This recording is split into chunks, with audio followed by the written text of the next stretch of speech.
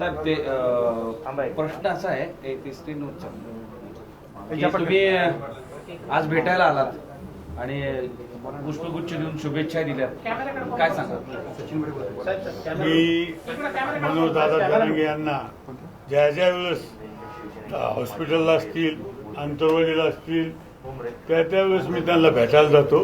की निवळ आजच नाही तर नेहमीच मी भेटायला जातो. त्याच्यामुळं असं काही हे नाही की मी सांगितलं की गॅलेक्सी हॉस्पिटलला आतापर्यंत मी 7-8 दिवस आलो असेल.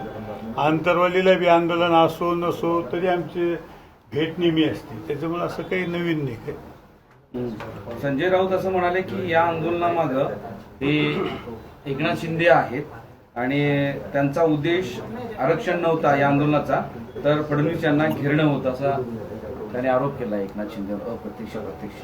आता मला एक सांगायचं की संजय राऊतला रोज सकाळी आपण बघतो, रोज सकाळी आरोपाशिवाय आणि एकनाथ शिंदे साहेबाशिवाय त्यांना कोणी दिसत नाही. त्याच्यामुळे संजय राऊतच्या आरोपावर आम्ही काही इतकं काही फार लक्ष देत नाही.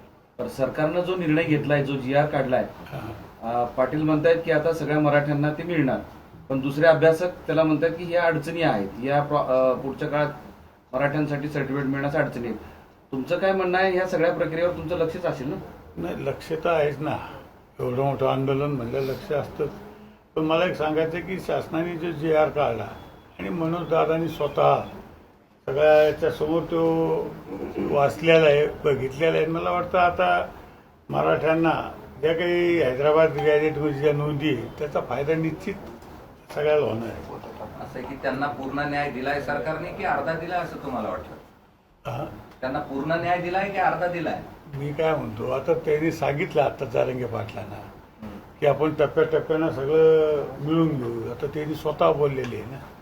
मागच्या वेळी पूर्ण दिला नाही आता हे मनोजदादा जरांगे सांगतील. नाही, मागच्या वेळेस तुमच्या सरकारनं दिलं होतं, सरकारला परत उपोषण करावं लागलं ना. मी काय सांगतो की उपोषण करायला लागलं, पण आता स्वतः मनोजदादांनी तुम्हाला उत्तर दिलेलं आहे आणि GR सुद्धा काढलेला आहे. त्याच्यामुळे त्याचा फायदा आता होईलच.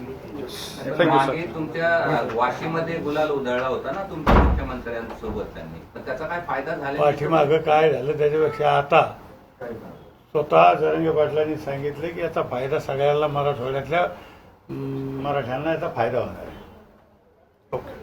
सगळे शहराचं आधी स्वप्न अपघात येऊच नाही यासाठी भाजपची कुठं असलं का? ते जरांगे दादा बोलतील, सगळ्या गोष्टी मी नाही बोलणार. पण ओबीसीचंही आंदोलन सुरू आहे. ओबीसीचे नेते या GR बद्दल नाराजी व्यक्त करतायत, आंदोलन सुरू आहे. त्या बाबतीत मला काही कल्पना नाही, मी काही बघितलं नाही काय. Okay, thank you.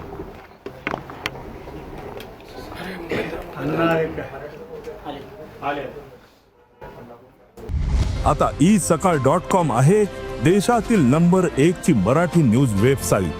प्रत्येक अपडेटसाठी isakal.com ला नक्की भेट द्या.